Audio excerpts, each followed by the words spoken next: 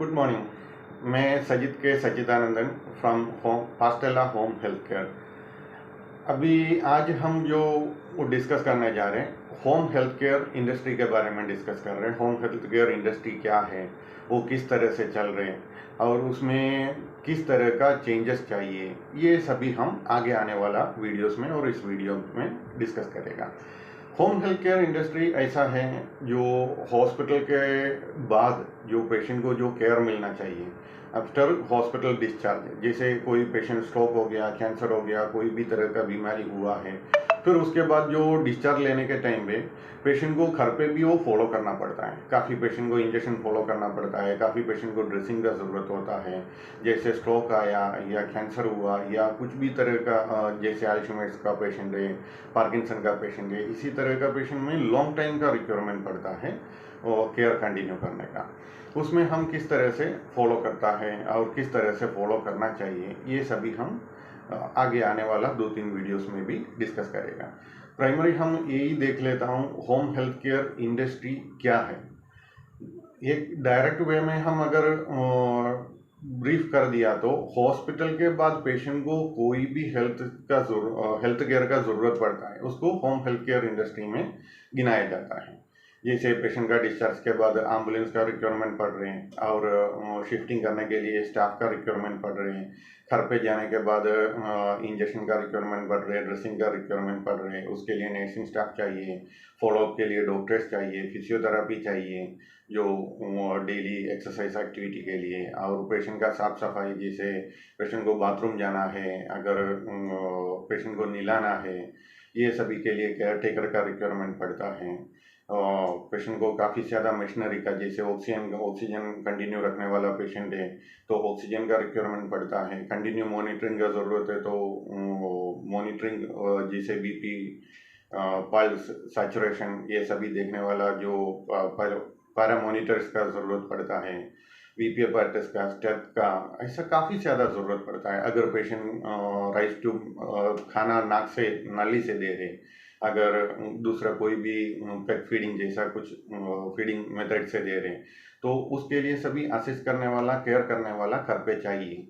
ये सबको इंक्लूड करके, जैसे एम्बुलेंस है, केयर इंडस्ट्री है, मिशनरी इंडस्ट्री है, बायोमेडिकल इंडस्ट्री है, ये सभी मिला के जो बोलता है उसको होम हेल्थ केयर इंडस्ट्री बोलता है।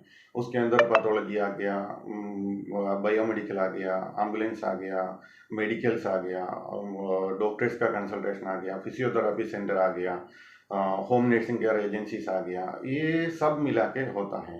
तो ये सब के अंदर जो काम करने वाला सब किस तरह से काम कर रहे, कैसे काम कर रहे, ये सब एक अनऑर्गेनाइज्ड फील्ड है। ये अभी तक मैं इसी फील्ड में 2005 से लेकर 20 ईयर्स कंप्लीट हो रही है। I can say proudly myself introduced this concept in India, entire India. मैं जब ये शुरू कर रहा था उसी टाइम पे जैसे नर्सिंग स्टाफ आता था एक जगह से, केयर टेकर एक जगह से आता था, जो वो ऑक्सीजन का सप्लाई करने वाला या मशीन का सप्लाई करने वाला एक जगह से आता था और डॉक्टर उनकी रेफरेंस से आ जाता था। पर यह सबको एक ऑर्गेनाइजेशन नहीं था, एक अंडर वन रूफ कंसेप्ट नहीं था। एक जगह से जो आ रहे तो आ रहे, अगर उसके लिए रिलेटिव को भले कितना भी बड़ा फैमिली हो, कितना भी हाई क्लास फैमिली हो, तो भी उनको ये फेस करना पड़ता था कि आने वाला नर्स कैसा है, वो उनको खुद को अरेंज करना पड़ता है। काफ़ी रिलेटिव को ऐसा खुद को नर्सिंग स्टाफ को ड्रॉप करने भी जाना पड़ता था। उस टाइम में नर्सिंग स्टाफ का बाकी सबका डिमांड इतना था। तो 2005-2006 टाइम का जो बात कर रहे हैं, तो उसी टाइम पे हमने एक कंसेप्ट ऐसा आगे रखा था, आपको हर फैसिलिटी अंडर वन रूफ, मुझे मेरा एजेंसी पे या मेरे तरह से फ़ोन कर दो, आपको पूरा फैसिलिटी हम घर पे प्रोवाइड किया जाएगा। उसके अंदर आपको separate nursing staff, machinery, ambulance, doctors, physiotherapy, ये सब ढूंढने का ज़रूरत नहीं है। ये इसके लिए हमने अलग अलग फील्ड में अलग अलग काम करने वाला सभी से जाके मिला है, बात किया है, और डॉक्टर्स को जाके मिला है, छोटा छोटा क्लिनिक में जाके मिला है, तो सबको मैंने पर्सनली जाके उसी टाइम पे पैदल जाके और बस में जाना पड़ता था, जाके मिल के इंट्रोड्यूस किया। ऐसा एक इंडस्ट्री है और इसके अंदर हम वर्क करना चाहिए और इस पेशेंट को रियली नीड है ये। काफ़ी पेशेंट मैं खुद हॉस्पिटल में काम करने के टाइम पे मेरे सामने आके पूछ रहा था, मेरे को आके बोलता था, आप हॉस्पिटल के बाद मेरा घर पे आके मेरा पेशेंट को देखभाल करो। ऐसा हॉस्पिटल के अंदर आपका दोस्त लोगों को बाकी ड्यूटी शिफ्ट अरेंज करके आके मैनेज करने दो। तो ऑलरेडी मेरे पास ये कंसेप्ट लेके, ये आइडिया लेके ही मैं ये फील्ड में, मैं नर्सिंग स्टाफ हूँ, तो मैं केरला से हूँ। तो नर्सिंग स्टाफ होने के वजह, नर्सिंग स्टाफ होने का रीज़न भी यही था।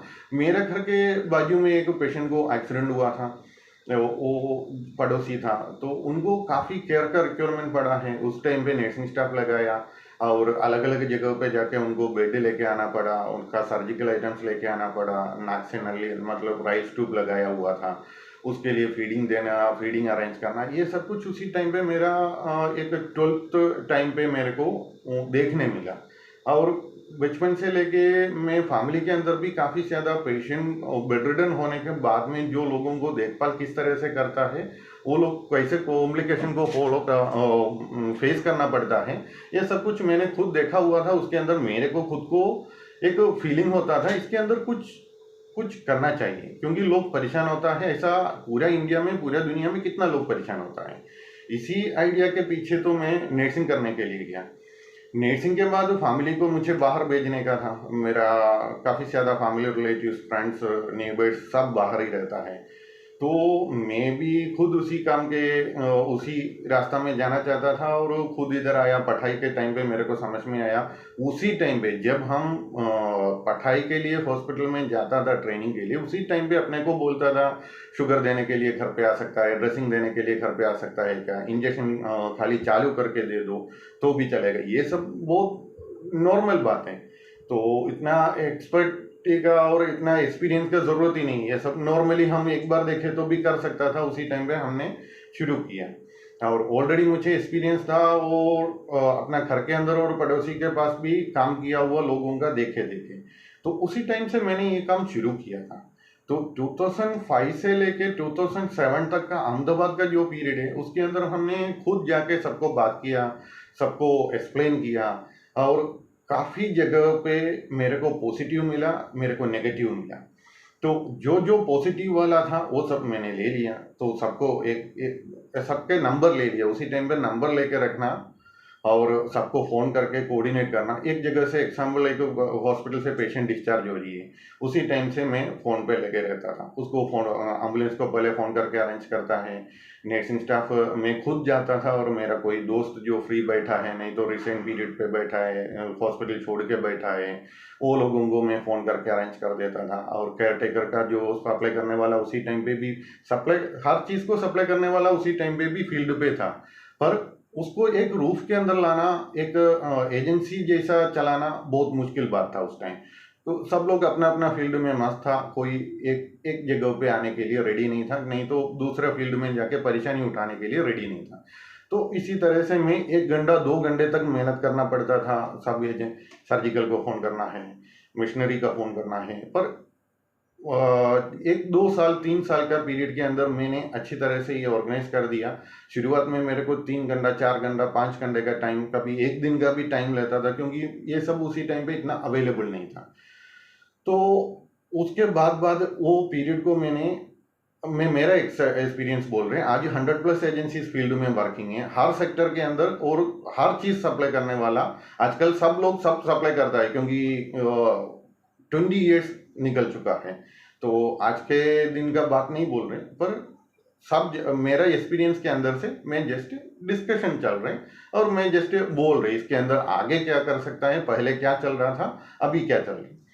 तो उसी तरह से पहले अपने को 24 आवर्स तक टाइम लेता था, उसी पीरियड को आज मेरा कंपनी ने 2 आवर्स से 3 आवर्स के अंदर आपको including ventilator, high grade biomedical machine के साथ, वेंटिलेटर, मॉनिटर, जैसे remote bed, 3 function bed, 5 function bed, उसी बाकी पूरा सर्जिकल इक्विपमेंट्स के साथ और हाई एक्सपीरियंस नर्सिंग स्टाफ और पूरा हॉस्पिटल स्टाफ सपोर्ट के साथ मेरे को और मेरे एजेंसी को अरेंज करने के लिए अभी 2 से 3 घंटे का टाइम लेता है। और उसमें भी काफ़ी ज़्यादा स्टाफ ऐसा ही है, अपना काम के लिए तो बैठे रहता है, तो क्योंकि ऑफिस में बिठा के रखा हुआ है, क्योंकि इमरजेंसी सर्विस ऐसा होता है कभी हम प्रेडिक्ट करके बोल नहीं सकता है कितना बजे पेशेंट डिस्चार्ज हो रही है, कैसे डिस्चार्ज हो रही है। पर आज के दिन नो डाउट अपने ऊपर एक फ़ोन आ गया तो हम 2 से 3 घंटे के अंदर मैनेज होता है। अभी ठीक है, जस्ट ये हेल्थ इंडस्ट्री क्या था, कैसा था और किस तरह से चल रहा था, अभी तक कैसे चला है, अभी हम